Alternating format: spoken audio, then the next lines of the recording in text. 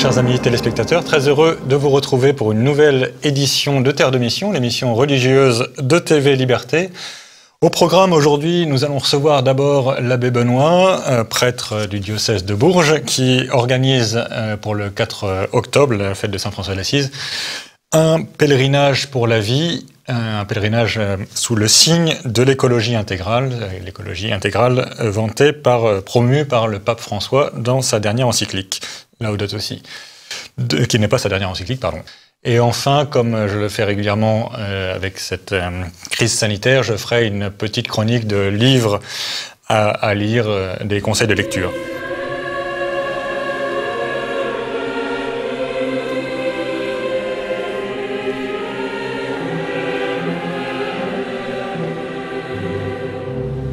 Bien, nous revenons tout de suite sur le plateau de Terre de Mission où je reçois avec plaisir l'abbé Benoît. Bonjour monsieur l'abbé. Bonjour Guillaume, merci de me recevoir. Mais c'est un plaisir de vous avoir de nouveau sur ce plateau. Vous venez nous parler aujourd'hui d'un pèlerinage que vous organisez pour l'écologie intégrale. Mais c'est quoi ça, l'écologie intégrale? Alors je vous renvoie d'abord bien sûr à l'encyclique du pape François. Et surtout, voilà, notre idée... Je sais que vous aimeriez bien que je dise que je ne l'ai pas lu, mais c'est pas vrai, je l'ai lu. Vous me rassurez, mon cher Guillaume, vous me rassurez. Non, l'idée est la suivante, voilà, je vous explique ce qui se passe. En devenant recteur du petit sanctuaire de Notre-Dame des Enfants, j'ai eu la grâce d'avoir apporté par quelques pieuses femmes un petit pèlerinage pour la vie au début du mois d'octobre. Et je me suis dit, ça, c'est quelque chose de précieux, de rare, à notre petite échelle berrichonne, et il faut le pérenniser. Alors il se trouve que cette année, figurez-vous, la date choisie un petit peu au hasard et pour des contingences matérielles se trouve être aussi la fête de Saint-François. Le 4 octobre, donc. Le 4 octobre prochain, voilà. Donc ça va arriver très vite. J'arrive un petit peu comme ça à la dernière minute, mais c'est pas grave. Et je me suis dit, c'est l'occasion jamais, on a eu le temps de bien réfléchir à tout ça pendant le confinement, dans nos jardins. Il faut que ce pèlerinage pour la vie soit vraiment dans toute sa dimension. Vous et moi, nous combattons pour la vie depuis des années, peut-être moi un tout petit peu plus que vous. Je suis un ancien combattant des années 78. Voilà, bref, tout ça pour dire que c'est quelque chose que je porte à cœur, mais il faut vraiment, et de plus en plus, je crois, voir ça comme dans la dimension d'une écologie intégrale, le respect de la vie de manière intégrale. Alors, oui, c'est ça, précisons quand même écologie intégrale, donc dans le sens de Laudato Si et plus généralement des travaux qu'on fait notamment à Alliance Vita et quelques autres. Exactement. C'est l'idée que la nature a un ordre et que donc l'homme est au sommet de la création visible. Il y a au-dessus une création invisible et au-dessus un créateur, ce qui a l'air d'échapper à 2-3 personnes, notamment à nos députés. Mais pas que. Mais pas que. Et à l'intérieur de la création visible, on respecte évidemment la vie des petites bêtes, la vie des plantes et la vie des êtres humains.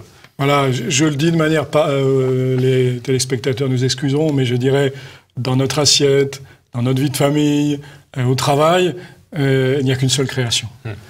Et vous savez bien, en tout cas dans ma génération, les choses ont été très cloisonnées, pour différentes raisons tout à fait respectables, mais voilà, et que si on développe, par exemple, pour les gens de ma génération, tout ce qui a été le scoutisme, de défendre la création, il faut juste aller plus loin. Jusqu'à l'être humain. Voilà, jusqu'à l'être humain dans sa globalité. C'est ça qu'on appelle l'écologie intégrale. Hein. Et donc, parce que vous parlez à l'instant de l'assiette, ça veut dire que pour être un bon catho, il faut être vegan? Non, il faut mettre les choses à leur place, que on ne peut pas se mettre ni dans la tête ni dans l'estomac des cochonneries. Et que peut-être que l'un des fruits positifs de cette période tellement compliquée et difficile que nous avons vécue ces derniers mois, c'est que plein de Parisiens, plein de citadins se sont retrouvés à la campagne, ont compris la dépendance qui était la leur, et aussi compris qu'on ne pouvait pas faire n'importe quoi. Si on voulait que, lorsque la difficulté arrive et qu'on se réfugie dans les bases, qu'on se réfugie, il y a un retour à la terre, en quelque sorte. Hein. Ce grand confinement, ça a été quelque part un retour à la terre. Absolument. Cette terre dont certains disent, ont pu dire qu'elle ne ment pas, n'est-ce pas? Et tout ça pour... voilà, on revient à des choses plus plus global, si vous voulez. Accessoirement, je pense qu'il y a aussi quelque chose d'assez frappant dans ce retour à la Terre. C'est aussi le retour à un temps un peu plus long. Moi, je suis très frappé de la différence entre le temps urbain et le temps campagnard. On passe son temps en zapping et à aller très vite à Paris. Et quand on va dans le Berry, on a le temps de vivre, on voit les plantes pousser, ça prend du temps, c'est pas un truc qui se fait comme ça. Voilà, et l'écologie intégrale, c'est aussi ça. Il y a que Dieu qui peut dire à mes yeux, 1000 ans sont comme un jour. Exactement, c'est le refrain du psaume, et ça nous ramène encore une fois à l'essentiel. Qu'est-ce que nous faisons de notre temps? Et donc, la nature, c'est d'abord la création. C'est un cadeau reçu, et on fait pas n'importe quoi avec les cadeaux qu'on reçoit. On n'en est pas les propriétaires, gérants. On n'en est que les intendants. Nous sommes des gardiens, c'est le mot de la Bible, hein. Nous sommes les gardiens de la création. Et toute la création sans exception, il n'y a rien qui ne puisse en être retiré sous prétexte de production, de création de richesses, etc., comme on l'entend parfois, comme on a pu l'entendre et comme on a pu le dire nous-mêmes. Et donc, d'une certaine façon, cette écologie intégrale, elle est à la fois contre l'idéologie moderne de la productivité, du consumérisme, etc., et contre aussi l'écologisme sectaire, où Gaïa devient une déesse. Encore une fois, c'est de mettre les choses à leur place. Quoi. Remettre les choses à leur place avec beaucoup de modestie, beaucoup de simplicité, sans idolâtrer Gaïa, et sans la considérer comme une esclave corvéable et taillable à merci. C'est trouver ce juste milieu, cet équilibre, cette via media qui est celle de cette création qui nous a été confiée. Et alors, donc ça c'est le schéma général, l'ambiance dans laquelle va avoir lieu ce pèlerinage. C'est l'anthropologie que nous défendons, pour parler savamment. Et à l'intérieur de ça, dans ce petit sanctuaire tout modeste au cœur de la France, mais qui a pour titulature Notre-Dame des Enfants, voilà, nous voulons particulièrement prier, agir modestement, relier des personnes et voilà, vis-à-vis en particulier des enfants, les enfants à naître, les enfants en difficulté, l'enfance en danger aussi. Un de mes amis m'a dit, lorsque j'ai été nommé là, il y a quelque chose à faire, quelque chose à vivre au pied de la Madone pour l'enfance en danger. Et Dieu sait si elle est en danger en ce moment. Donc, vous voyez, on y revient, GPA, PMA, contraception, chimique, enfin tout ça, tout est lié finalement. Embryon chimique, enfin on a la totale. Chimique, transhumanisme. Voilà. Alors, encore une fois, à notre mesure berrichonne, c'est-à-dire toute simple. Voilà, on promène la Madone autour du village, on prie pour la vie, on confie les enfants, et puis, voilà. Et donc ces pèlerinages, donc il aboutit au sanctuaire et il part d'où? On fait un petit circuit. Vous faites un circuit. Vous partez du sanctuaire pour le sanctuaire. Voilà, on part du sanctuaire, on fait un petit circuit. C'est l'écologie intégrale, on parle de la vie pour aller à la vie. Oh, c'est magnifique. Je crois que je vais vous embaucher comme responsable de la communication de ce pèlerinage pour la vie. Je crois que j'ai trouvé mon homme. Mais voilà, tout simple, on bénira le village depuis un point haut. On fera pas dérogation, mais on bénira les champs. Voilà, des choses, mais vraiment toute simple. Je le fais en plus appuyé par une petite association qui est de la mouvance de mademoiselle. Ah ben voilà, ça y est, j'ai oublié son nom. Bien connue des téléspectateurs de mademoiselle Bignon, voilà. Ah oui. Terre et Famille. Voilà, de Terre et Famille. Il y a une petite association qui m'aide et qui fait partie de ces réseaux-là. D'accord. Voilà, tout simplement. Très bien.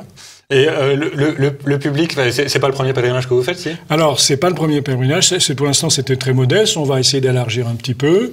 Et le public, c'est des berrichons. On invite tous les gens qui voudront venir ce jour du 4 octobre se joindre à nous. Voilà, nos ambitions sont très modestes, mais je dirais, on plante un petit quelque chose. Oui, voilà. C'est quand même un signal. C'est intéressant qu'en cette époque où on n'arrête pas de nous bassiner avec des dingos qui se parent de l'écologie et qui manifestement ont une haine de la création absolument gigantesque. Absolument. Je trouve que c'est une vraie réponse. Mais évidemment, on n'est pas les seuls. Je suis pas particulièrement obsédé pour avoir un label vert pour mon sanctuaire, mais simplement pour dire, voilà, il y a un petit pèlerinage de la vie qui est un cadeau de la Sainte Vierge, il faut que ça continue. Et puis, il faut dire, voilà, Notre-Dame des Enfants, je veux dire, on est vraiment dans une perspective donnée par la Sainte Vierge, voilà, de défense de la vie. Alors, pour revenir à l'histoire, ça remonte à quelle époque parce que vous disiez que c'était alors, déjà le sanctuaire, on aura peut-être l'occasion on va en reparler. À l'occasion, on aura peut-être l'occasion d'en reparler avec vous, Guillaume. Mais pour le reste, le sanctuaire a 150 ans. Pas d'apparition, pas de révélation particulière. C'est juste la coïncidence du vœu secret d'un curé de campagne qui voulait restaurer son église et d'une petite fille qui, elle, a reçu l'invitation à participer à la construction de ce lieu comme la révélation que ce serait un sanctuaire à Notre-Dame des Enfants. Voilà, mais à la méthode, encore une fois, je le dis, à la méthode Berrichonne, paisible, calme, tranquille, voilà, mais dans la longue durée, 150 ans, nous fêtons ce bel anniversaire. Eh bien, merci beaucoup, monsieur l'abbé, et on se revoit la semaine prochaine donc, pour parler justement de Notre-Dame des Enfants. J'ajoute juste une petite chose, on rajoute un petit truc très concret, on fait une bourse aux plantes et aux graines. Très bien. Donc c'est de l'écologie concrète aussi. Absolument. Pas uniquement spirituelle. Mais d'ailleurs, encore une fois, c'est tout à sa place. Il faut des plantes pour que les âmes puissent s'élever. Merci, monsieur l'abbé. Merci beaucoup.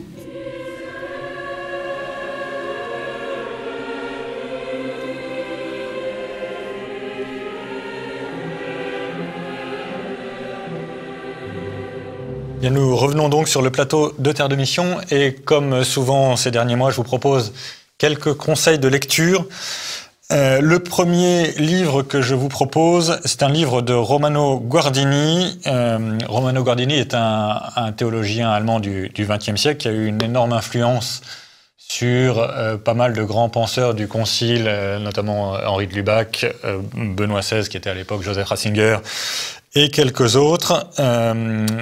Et Romano Guardini est surtout connu pour un maître ouvrage qui s'appelle L'Esprit de la liturgie.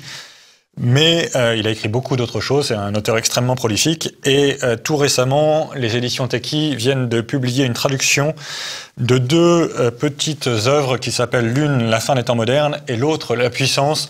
Les deux tournent autour de ce que la modernité change dans notre rapport au divin, à Dieu, et au rapport aux politiques également, notre rapport à la technique, notre rapport, donc comment l'homme se situe dans le monde vis-à-vis de son créateur et vis-à-vis de son propre pouvoir créateur. Les deux livres sont intimement connectés l'un à l'autre, hein, de La fin des temps modernes et La puissance. Et évidemment, les deux livres touchent à des questions très brûlantes. Hein.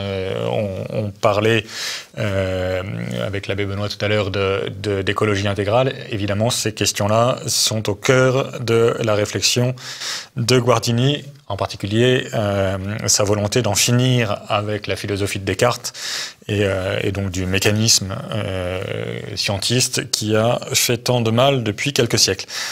Voilà, donc Romano Guardini, La fin des temps modernes, suivi de La puissance, c'est paru chez Pierre Techie, éditeur. C'est un livre qui fait 245 pages et qui coûte 19 €. Deuxième conseil de lecture que je vous propose, c'est un petit livre magnifiquement illustré qui s'appelle « 100 personnages pour découvrir la Bible » de Morissette Vialandru. Alors on nous demande souvent des livres pour les enfants, pour les apprendre à découvrir la foi aux enfants. Morissette Vialandru est très spécialisée dans cette littérature chrétienne pour les enfants et là elle est en plus servie par des illustrations de très bonne qualité de Roselyne Le Sueur. Donc 100 personnages pour découvrir la Bible, c'est paru aux éditions Saint-Jude.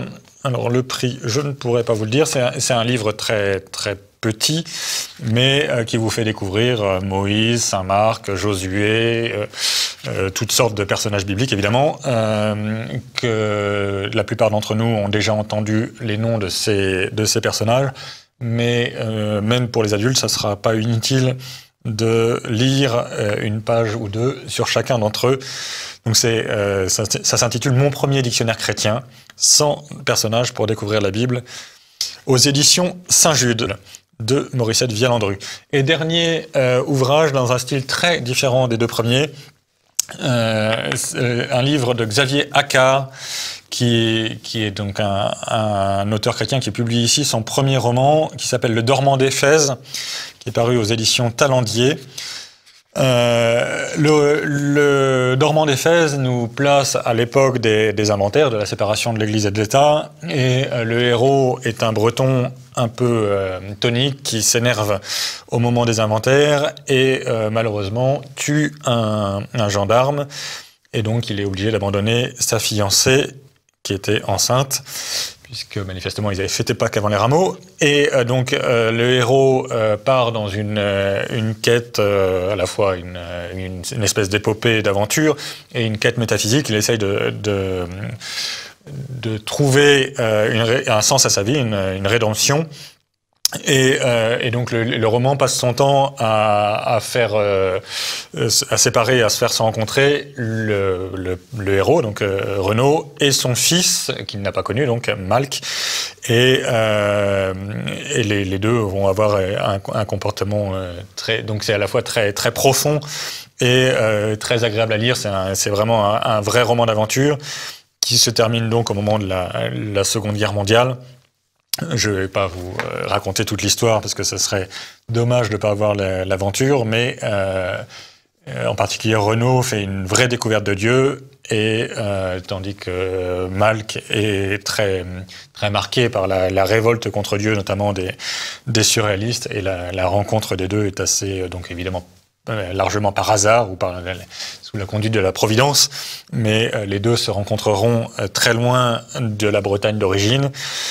Et donc on voit ces histoires spirituelles qui se nouent très, très harmonieusement d'une certaine façon et très brutalement aussi dans la grande histoire, donc en particulier la grande histoire de la Seconde Guerre mondiale et de la guerre assez largement fratricide qui va déchirer le Proche-Orient.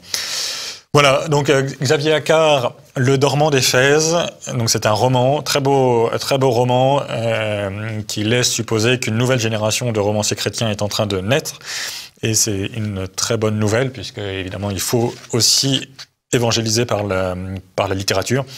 Donc Le Dormant d'Éphèse, c'est paru aux éditions Talendier, ça fait 331 pages, et cela coûte 19,90 €.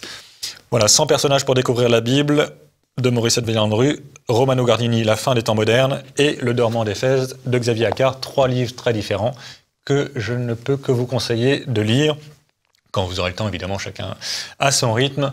Nous nous retrouverons la semaine prochaine, et d'ici là, que Dieu nous garde.